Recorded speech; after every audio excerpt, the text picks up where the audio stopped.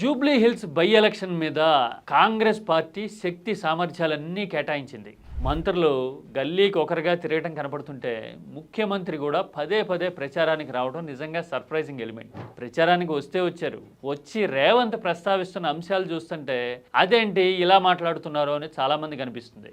కాంగ్రెస్ ఇంత డిఫెన్సివ్గా వీక్గా ఉందా అనే ఫీలింగ్ రాజకీయ అవగాహన ఉన్న వాళ్ళకి ఖచ్చితంగా వస్తుంది. కావాలంటే మీరు చూడండి, మైనారిటీ ఓటు ఎక్కువగా ఉంది కాబట్టి జూబ్లీ హిల్స్ బై ఎలక్షన్ జరుగుతున్న టైంలో ఆగ మేఘాల మీద అజారుద్దీన్ని కేబినెట్లోకి తీసుకున్నారు. అంటే మైనారిటీ అప్పీజ్మెంట్ చేస్తే తప్ప కాంగ్రెస్ గట్టెక్కలేదా? కాంగ్రెస్ ఇదే ఒప్పుకుందా?